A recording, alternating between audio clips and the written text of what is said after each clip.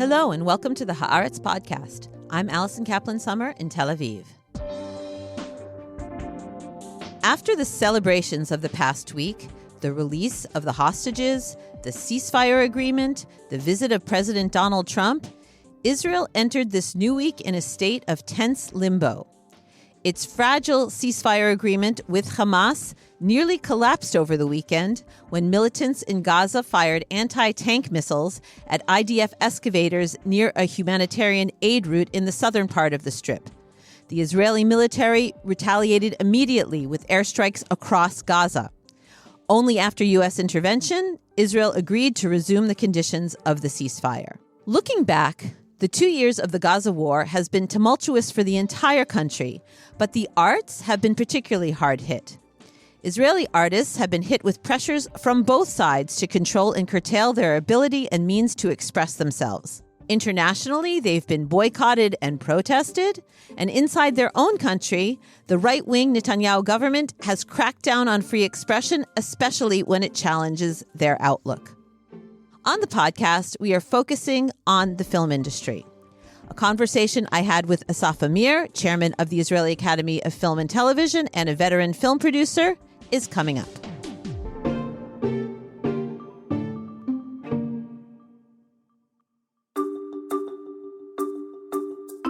I'm Esther Solomon, editor-in-chief of Haaretz English.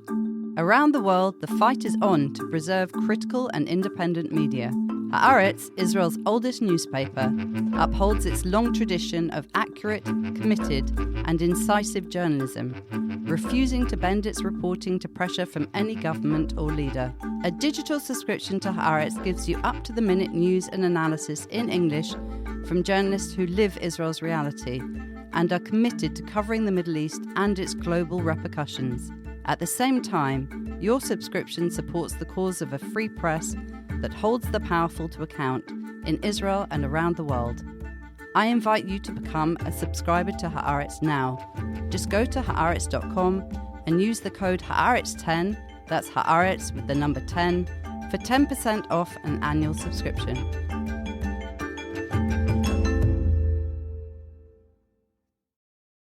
The entire Gaza war has been a challenging time, but 2025 has been a challenging year for the Israeli film industry, to put it mildly. At the very beginning of the year, the country's culture minister, Miki Zohar, a Netanyahu loyalist, tried to cut a Tel Aviv cinema's funding over hosting a Jewish Arab film festival. In February, the government passed a budget reform proposed by Zohar in an effort to steer the industry to lighter, more commercial films rather than those that face and grapple with the Israeli-Palestinian conflict. And in March, an Oscar-winning Palestinian director was detained by Israeli soldiers and reportedly beaten up while he was blindfolded. And then came the Ophir Awards, Israel's Academy Awards. Every year, over 1,000 members of the Academy vote on the best film, which is then almost always chosen as Israel's representative in the Oscars Best Foreign Film category. The film that won this year was called The Sea, about a Palestinian boy on a journey to Tel Aviv to fulfill his dream of experiencing the Mediterranean. The film won Best Picture, and its young lead actor, Mohammad Ghazawi, won Best Actor, becoming the youngest person ever to win that award. Many of the speeches by the winners in the ceremony use that platform to criticize the government, the war, and express concern over the toll that it has taken on Gazan civilians. As a result of the win, Minister Miki Zohar and the Netanyahu government announced that it would be cutting the funding that supports the Ophir ceremony and replacing it with its own prize. With us to discuss all that has played out is Assaf Amir, a successful producer with a long list of award-winning films and the chairman of the Israeli Academy of Film and Television. Assaf Amir, welcome to the podcast. Thank you for having me. Assaf, let's start with the international scene. Israeli films, along with television shows, have really peaked dramatically in the past decades as one of Israel's most successful and visible exports around the world. After October 7th, the situation changed drastically. How hard did it hit you? How hard did it hit the industry in terms of international festivals, in terms of funding, in terms of purchases? What have you seen as a producer and as a leader of the industry as a result of the war? Well, it's a very broad subject, obviously, and I'm not sure we are aware of all the effect it has on our industry. We were busy, obviously, coping with the situation, the war itself, and everything around it. But it's apparent and easy to see that there's more difficulties in having cooperation with outside film companies for Israeli producers. It's much harder to get Israeli films into international festivals.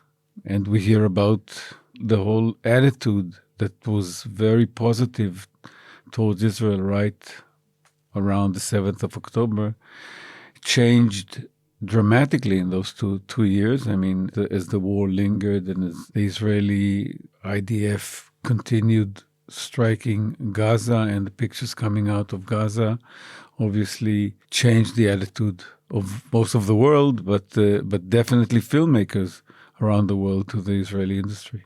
Has that affected the ability to start creating projects around October 7th, around the Gaza war, both documentary, both fiction, but based on the realities?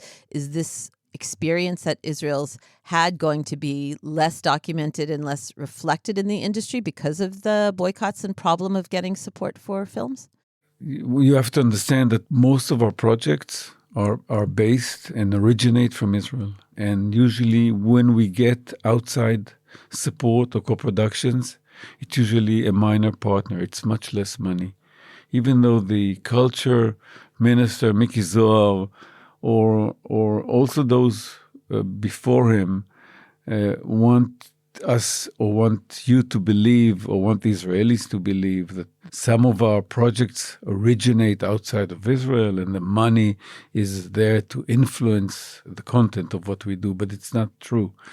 What is happening usually is that we have a striving industry and we have very little money. Just so people understand, we have a whole budget for the film industry in Israel is around $30 million.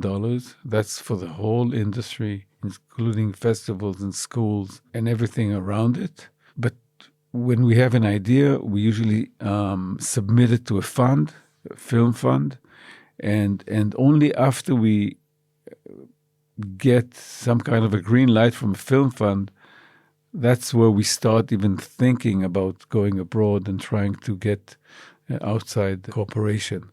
So as far as the Israeli ideas, films being made, the 7th of October obviously is here. It's here to stay, I'm afraid, for many years. But as far as cooperation with money outside of Israel, that's a different story. That's much, much harder. So all of these Hollywood petitions are symbolic. The one in September with 4,000 signatories, including the A-listers, Emma Stone and Mark Ruffalo, saying that we won't be complicit in the horror and we won't cooperate. And then the counter petition with 1,200 signatories saying that Israel's entertainment industry is a vibrant hub of collaboration between Jewish and Palestinian artists, and Israeli film institutions are not government entities. They're often the loudest critics of government policy, even though you say they're very dependent on government funds. So this whole battle going on overseas of cooperate with Israeli film or don't cooperate with Israeli film because it's so essentially dependent on domestic sources, it's more of a philosophical discussion rather than a practical. I think it's more of a political declaration than it is in actuality affects it might affect the television world. It might. And it does affect the Israeli films that do succeed. And there are not that many of them that travel. But it's less affecting, I think, the industry itself making films in Israel because there's not that much of a cooperation between American filmmakers as far as cinema and Israeli cinema. It's not there really. I mean, we're in a different league, unfortunately, regardless of the politics. I think if the people who signed or they want to boycott the Israeli film industry, especially Americans. Israel and America are the best of friends, our allies. This war that is going on in Gaza could not in any way happen the way it is happening for the last 2 years without the full and complete support of America. So I think there's work to be done before you boycott the Israeli industry in your own country as to what is your part in what's going on in the Middle East. And ironically, you're being caught in the middle, your industry, because there are pressures on the other side from the government who don't like your attitude towards the war. So this is really our main problem. We've been targeted by culture ministers for many years. It was Miri Regev was a very vocal minister of culture for years. You had big confrontations with her. Big confrontations with her. And we have big confrontation with the new culture minister, Miki Zohar. And they try to portray a picture of non-filmmakers who are telling a different narrative other than the Israeli narrative, that we are influenced by money coming from abroad, and that we're trying to cater to European festivals, and therefore we change the content of the film. This has nothing to do with what is actually happening. And basically we know that even though I'm sure they believe in some of the things they say, and they do disagree with the content that is, a lot of it is being produced by the film industry, but they're basically using us to appeal to their base, to their political base. They're not really speaking to us. They're not really arguing with us. They're talking over our heads and talking to their political base, because this is how politics work. But just to give a perspective, Israeli cinema, we make about 30 pictures a year, films, and we make a lot more, maybe 100 documentaries a year, because a lot of them are financed partly by the television, so it's not just the film funds. The amount of feature films that deal with the conflict, with the Israeli-Palestinian conflict, I don't think it even reaches 5 or 7% of the films. Yeah. Mm.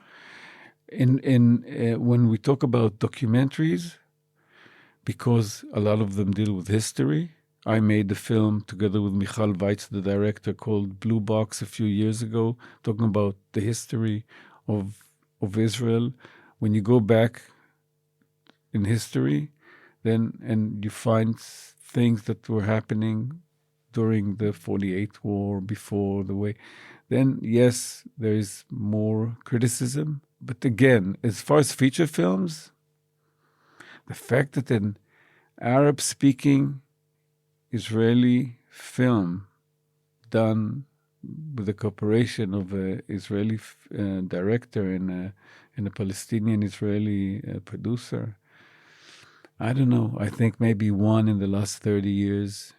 I think in the last 20 years, maybe there are 2 or 3 real political films that won the Israeli Academy, not more than that. And yet, this year, 3 of the 5 best film nominations at the Ophir Awards, which is the mostly government-funded ceremony that it's not a government-funded. No? I have to explain something about. First of all, the fact that the money that we need subsidized from the government is the fact, like most European countries, our films speak Hebrew. Without subsidized, there would be no Danish films in Denmark. There would be no Finnish films in Finland, and same in France and all over the world. And so is Hebrew is spoken by just a few million people. So the only way to really have a thriving industry is to subsidize it in some way. I was talking about the award show, though. That's mostly. But the award itself. First of all, we do get some money from the government for the award, but it's less than 20% of the Academy's budget. The Academy itself is a body of about 1,100 professionals that are members of the Academy, and they choose the films that they like. In the Academy, there are people from television and film people, and from all over, and different people holding different point of views. And if this film about the Palestinian boy, the winner of the won, that's because it was the best film, probably, that people watched it, liked it. You have to watch the films. You have to watch, in the Israeli Academy, you have to watch at least 5 films in order to vote. Usually people watch much more than that, about half the movies. And the film that wins, usually, whether I win or I lose, which happened to me more than once, usually it's a popular vote. It's basically a popular vote of usually about 600 people that vote.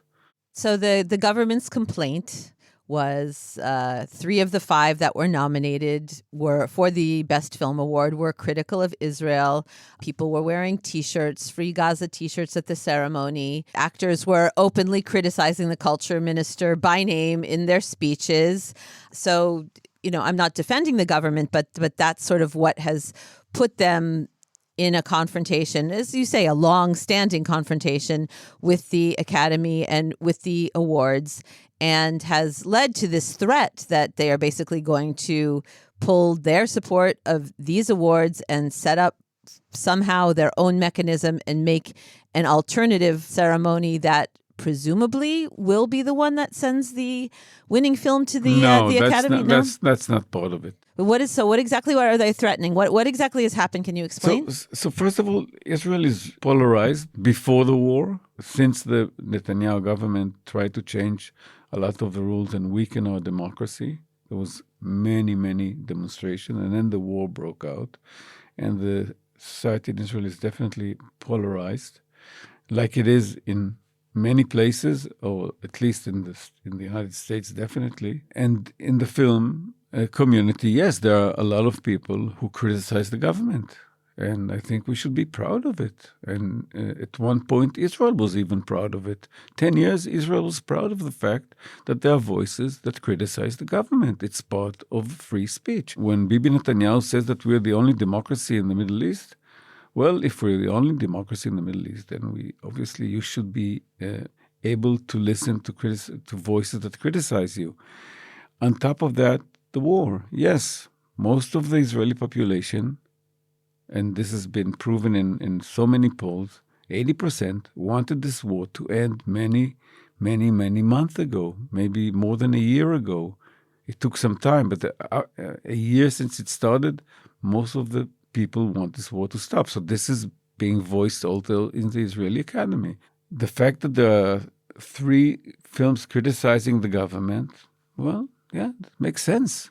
And the documentary film, by the way, that won the award for documentaries was a film dealing with one of the members of the kibbutz that were kidnapped, and by the way, returned last week. But this was a film, A Letter to David, is about. So now the minister saying we're not relevant. Well, nothing is more relevant than the war, the hostages, the criticizing a government that's trying to change our democracy. So yes, there is. It's definitely they want to stop funding us. Fortunately, it's not so easy. The fact that the minister wants to stop the funding is not enough. He can, if he has the political power, but he has to go through the motions. It's not something he declares and the next day we don't have the money. So it's a fight, and we're going to fight it. What happens if he just stages his alternative ceremony, declares a winner? Then what happens? First of all, we'll see what happens with the ceremony. We'll see who submits to the ceremony. We'll see who are the people that he chooses to decide which are the films that he thinks should win. And we'll see. I don't think this is something that's going to last. It might be there this year, maybe next year. I don't think it will last. I think most of the film community looks at it as, it would be nice if the minister came up and said, I want to have another ceremony for Israeli films. I want to give a generous money prizes to the winners. We would all say, fine, go ahead, do it, because money is very scarce in our industry. But to announce it 2 weeks after we have, or 1 day after we had our ceremony, and to say that this is because he doesn't like the results of our ceremony, well, I don't think, so we'll just, as President Trump says, we'll have to wait. We'll see what happens. He ultimately, the prestige issue is who gets to send the film for I don't the best think there's any prestige for the best foreign film category to the Oscars. I don't think there will be much prestige in the ceremony that he's staging. I mean, if he chooses a different film to send to the Academy Awards, he cannot. No. This is something between our Academy and the American Academy. We've been sending. He doesn't have that power. He hasn't even declared that he wants that power, and I doubt that the American Academy. I don't see a way the American Academy is going to cater to a minister that wants to choose the films that he's sending. We've been sending Israeli films to the American Academy for the last 35 years. I don't see that changing. So because there, as you said, there have been a lot of symbolic confrontations in the years of Miri Regev. She didn't come to the ceremony. She walked out of the ceremony. There have been a lot of, kind of symbolic fights. It seems like this minister, Miki Zohar, is trying to actually influence the industry through government actions, such as reforming the budget. Can you explain how he's trying to influence the content of films through budget reforms? And what does it mean when the government is trying to point the industry away from some of the most compelling stories in the country, from really the essence of what Israel is and what Israel faces? First of all, quite a few ministers during the years, and usually Likud ministers from the right wing, explained to us, to the industry, how successful the cinema law, which is $30 million, how it succeeded in making Israeli cinema happen again. I mean, in the last 25 years. And even some of them were saying, it's not our views, but at least you're telling stories, and we're seen around the world, and people can identify with Israeli characters and whatever. But we've reached the point where this specific minister came in with an agenda. His agenda was that films should sell a lot of tickets. We all want our films to succeed. We all want our films to sell a lot of tickets. And he should somehow change the criteria in which he gives money to supports Israeli cinema, to blockbusters, to popular movies. First of all, it's not going to work. It just doesn't work because you never know, and there's no way to find out in advance which films are going to succeed. But basically, there's no reason to support movies that sell a lot of tickets. There's no the reason why there is the cinema law and why we're supporting movies is because obviously it's more than just trying to be successful movies, but also to tell original stories and to tell, to reflect the reality in this place, which has a lot of stories to tell, and they're not only comedies. So, Assaf, what do you think is ultimately going to happen with the film The Sea? It's a beautiful film that won the Ophir Award for Best Film and is presumably supposed to head to the Oscars in the Best Foreign Film category. It is heading, and I'm hoping that it will do well. It got a lot of publicity because of our cultural minister. I mean, I had a few Academy Award-winning films myself, but never did it get such a push from our own culture minister. There's no such thing as bad publicity. There's no such thing as bad publicity, exactly. But the question more interesting for me is, what about the 4,000 or the 2,000 people who signed the boycott letter on Israeli cinema, what do they think about this film? How do they treat it? Do they watch this film that was made by an Israeli and a Palestinian about a Palestinian boy from the West Bank trying to go to Tel Aviv and watch? Would they watch an Arab-speaking Israeli film that is a cooperation between Palestinians and Israelis, or would they boycott it? Because I think that's, in a way, the question they should ask themselves. And I'm wondering what the answer is, because I would definitely urge them to watch this film.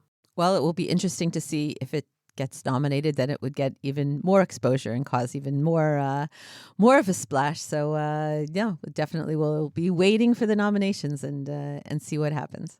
So with these pressures from outside, I'm not sure how quickly you think Israel will recover. Knock on wood, if the war is indeed over, how much the acceptance rate to festivals will revert to what it was before the war. And given these pressures, continuing pressures from inside the government for at least until the next elections and probably beyond, can we wrap up by asking you, how optimistic are you about the future of the industry here? What's your level of feeling like it's going to bounce back, or that it's not? I think that I can't be more optimistic about a film industry than about Israel itself. And if the future, if something good happens, if somehow this war really ends, and if there is some kind of a peace process, I would think that the Israeli filmmakers, their voices will be heard again. But it's not just about the film industry. It's about this place as a whole and where it's going. And so I'm trying to be optimistic, but these are not optimistic times. Well, we'll hope for the best in both departments, mostly for the country, but also by extension for your industry. Assaf Amir, thank you for talking to me. Thank you so much for coming on the podcast. Thank you very much. And that's it for this episode of the Haaretz podcast. Thanks to my guest, Assaf Amir, and to producer and editor, Nara Malkin. If you'd like to continue to hear the podcast, make sure you never, ever miss an episode. Please subscribe to us on Apple, Spotify, or wherever you get your podcasts. And if you're so inclined, leave us a 5-star rating on your platform of choice so more people can find us.